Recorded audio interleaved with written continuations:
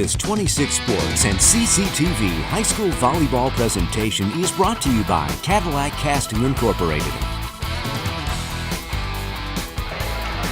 And welcome back to McBain High School. Jay Simon alongside Sean Murphy. District semifinal action, Class C district semifinal action. The McBain Ramblers winning the opening set over the Houghton Lake Bobcats 25-12. And game two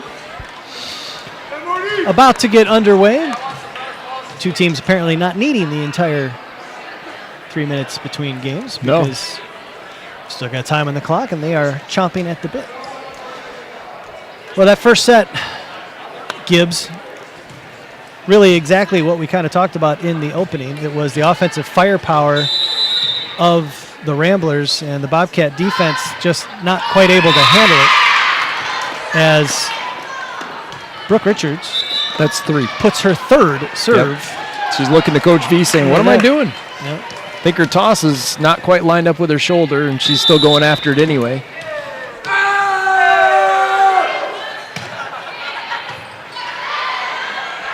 Richards digs that out of the net nicely. Oh. And Isaac sends over the free ball that the Bobcats can't handle. Wow. Yep. Great job by Brooke Richards to get that ball up where somebody could do something with it. And Riley Isengate will go back to serve. Perry on the quick, into the wall was Ripke, but the Bobcats recover and get it over. Isengate out of the back row, big swing on the down ball. Probably going out, but it's really tough to read that when it's coming right at you. Yep. And I cannot blame Desiree Grizak for taking that ball.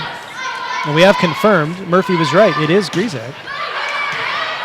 So our apologies for the mess up earlier. Here's Van Houten with the roll shot. Nice dig by the libero. Houghton Lake will get another opportunity. Perry will send it into the corner. Isengate with the dig. Back set for Skierbeck, who's back into the game now. And nice job by Van Houten.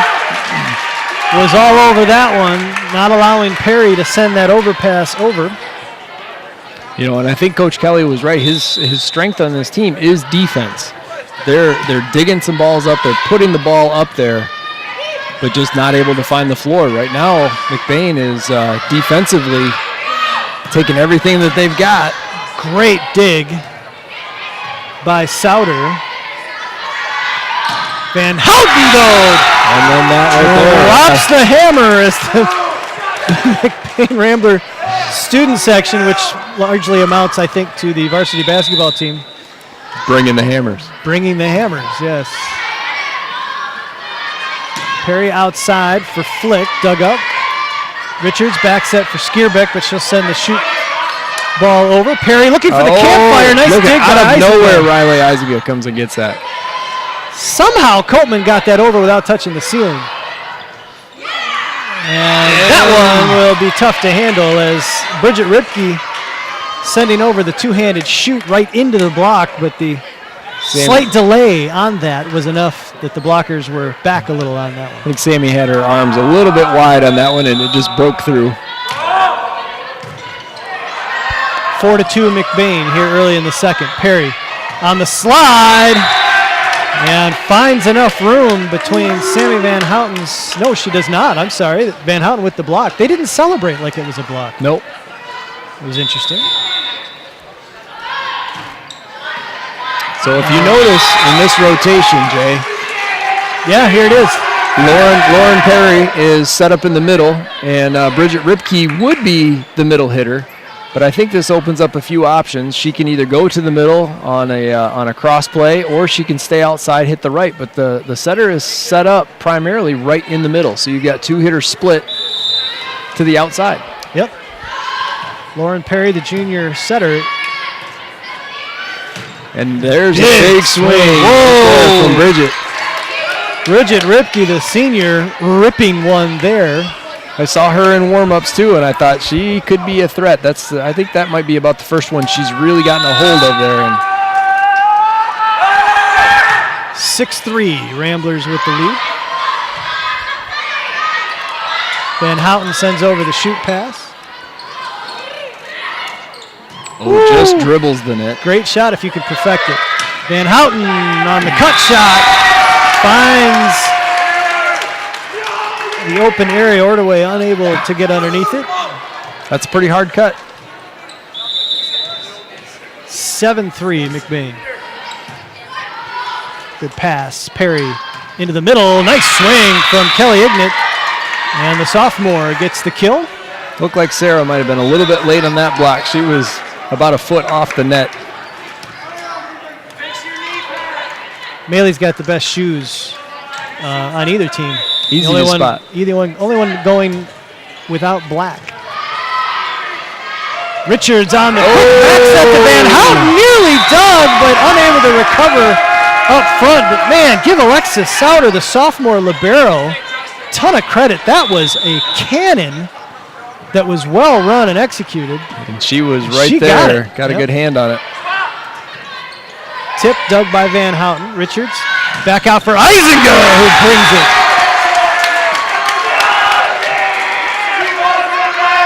Riley Eisinger with the big kill, and it's a 9-4 Rambler lead. Craig Sturck's actually losing his voice over here, screaming. And Van Houten's serve goes through the hands. I don't even know what they're saying. They're so loud, I don't even know what they're saying. 10-4 McBain. Van Houten with that jump float, leaving a short one. Nice pass out of Souter. Richards in the middle for Maley. Dug nicely by Perry. Outside for Barnes. She'll send it over short. Richards looking for the deep corner, but Souter all over that one. Back set. Barnes dug. And Richards elevating to get that one over. Perry with a nice back set. That shoot set. And Eisinger finds the thinly sliced shot. Both players looking to try and send over the two-handed shoot cuts. And Eisinger wins that joust, 11-4 McBain. Man, it's a tough serve. It is. Van Houten with that nice approach. The jump float. That is just a nightmare to try and pass. And she puts that one into the net. Go ahead, Is that Murph. number 6? That is number 7 on the night. Number 7 on the night. 2 in this game. Yes. I don't have one for Houghton Lake, and I don't think they do. Richards into the middle for Maley. Brings it across. Well dug by Barnes. Barnes will get a look at it now. Dug by Van Houten. Back to Van Houten. To Eisinger. Ooh. Nice Send it dig. to the back row. Nice digs on both sides. Maley with another side there again. Getting the crowd involved. And the tough one there, too, Sean, in that situation, is Perry is down, the setter for Houghton Lake. So she's playing that right back position. Maley, when she cuts that, Perry's the one that's got to play. Yeah, right? so then your offense is out of system. Someone else has got to step in and set. Perry outside. Nice swing from Flick. Dug, though, by the Ramblers. And then ripe fruit for Kelly Ignat. But I don't think she was able to hit it. No, she didn't. I'm not sure what happened there. I don't know what happened either. I think she might have thought it was still on the other side because she was up like she was going to hit it. I thought she was just going to bring the thunder on that. I did too. We are going to get a timeout from Houghton Lake. We are in game 2, 14-5 Ramblers with the lead. Let's us tell you this broadcast brought to you in part by Cadillac Casting, High Point Cadillac GMC, Cadillac Tire, Bigelow Supply, Great Lakes Energy and Wolverine Power Cooperative, Pizza Plus, Munson Healthcare, Cadillac Rehab Services, and Summit Digital. Our sincere thanks especially to Cadillac Rehab Services and Summit Digital for stepping up last week to bring you these images. Jacob Fulis, Nick Coy, and Kaylee Buck, our camera crew, Dakota Commander Pike in the truck, directing the show with the assistance of Rain Johnson Hill. We have a lot of students from the Wexford Missaukee Career Tech Center, the CTC DMP program. Rich Spicer, one of the parapros over there, who does a nice job. I was waiting to see if anyone was going to say something to the boys about hitting the hammers on the gym floor. Yeah, Sean Mulder, the athletic director here in McBain, coming over and double-checking. One of those is a rubber hammer. The other one is real. Yes. They are not hitting the floor to the best of our knowledge, but Eisenga is blocked on the outside. Nice job there by Barnes and Ignat as they get the wall up. And now we're going to have a meeting of the minds. Not sure what this is about. Oh, they're saying back row blocker. So back row blocker. So they're saying that Perry. Is it because Perry was standing next to the block? Now, explain the block rule, Sean. I think I understand it, but you're the. Now, anybody that's in the back row you cannot even raise your hands. You can't even attempt to block. You can't even stand on the ground and raise your arms up and attempt to block. So I'm not really sure exactly what that call was. Well, I think that's what they're saying is that Perry was part of the block, that she was standing next to her blockers and either put her hands up or whatever was somehow part of the block, and so that's why and that would have been the R2's call. Yep. There's Coltman off the quick set, gets the kill and gets it back. So it is still a 10-point Rambler lead, 16-6. As to all these younger players watching, I would like you to take a look at Michaela Coltman on her approach because she comes in at full speed. And I think that's part of the reason why she gets so much power on that swing. Speaking of full speed, Bridget Ripke getting an opportunity to swing on the outside. She's been swinging on the opposite side, it seems like, much of the night. Yeah. That was a nice approach. Got a good crank on that one, but she seems to play all around that front. Yep. Here's Ripke again, sends over the shoot pass. Richards has to take the first one. Skierbeck sets up Eisenga, sends it down the line.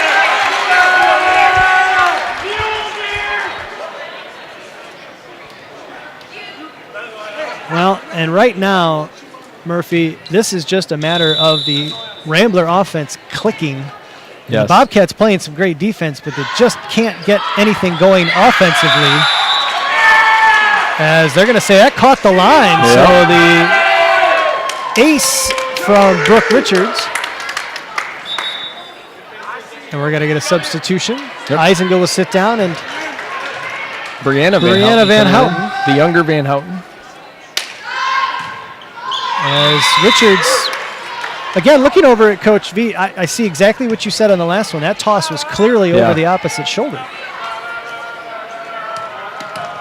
Number 8 for the Ramblers. I would not want to be in the Richards home tonight. It's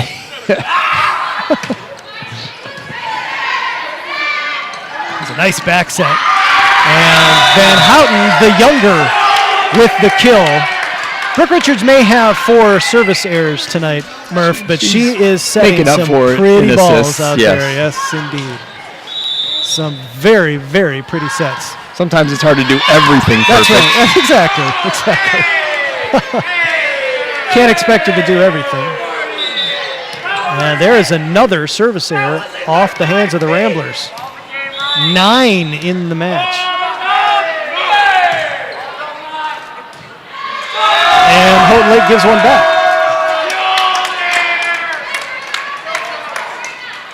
Despite those 9 service errors, the Ramblers have 1 set in the books, and they're up by 13 in this one. It's not hurting them because they are serving tough. I think if you probably looked at the aces to errors ratio, it's probably about even right now.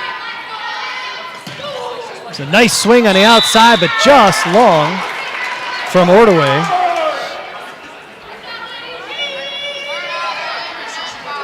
Houghton Lake's got some offensive firepower of their own, but they're out of system way too much because of the Rambler hitting attack, as there's a tough serve. Doesn't go in the books as an ace, but it might as well have been. You know what I'm saying? They're just out of system too much. You get the sense that when they're able to pass, that they can clearly do some good things. They're just put it together. You've seen a large number of hitting errors from Houghton Lake, and they are struggling just a little bit with that pass.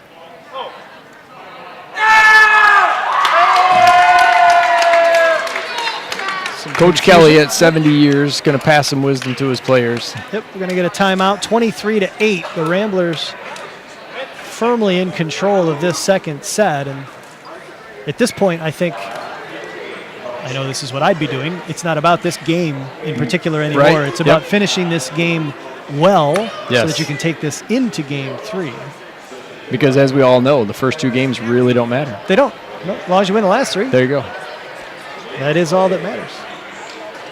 Why don't you give me a nice paper cut, pour some lemon juice on it, Murphy? What the heck, man? I think that was one of our mottos that we had in one of our summer camps. It was on the back of a shirt. You don't have to win every game, just the next one. What was how do you say hit the ball? Schlagdenball. Schlagdenball. Yeah. I got to write that down. Yeah. Hit the ball.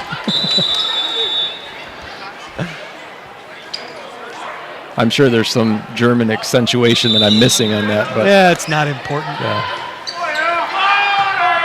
Kayla Copeman back to serve.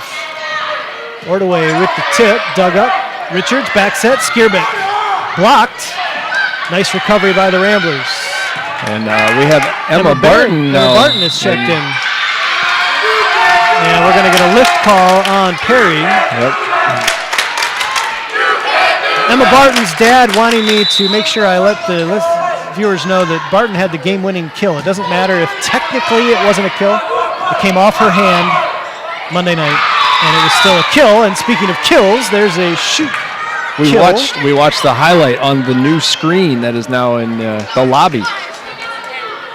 We watched that one play. I was telling him that technically, back in a moment here, 24-9 Ramblers, and there's a passing error that leads to a point. Bridget Ripke back to serve for the Bobcats. That last kill, I think, came off the hands of Madison Foreman, the senior for the Bobcats.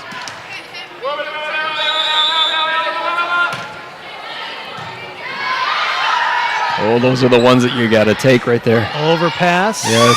Perry, a little too high. Brianna Van Houten From the back. Oh. Skierbeck dug I don't know up. how that went past the block. The crushing kill down the line. There it is. They're seeing what you're hitting. That was She's got a wind up. nice contact point in front of the shoulder, and she puts that one away.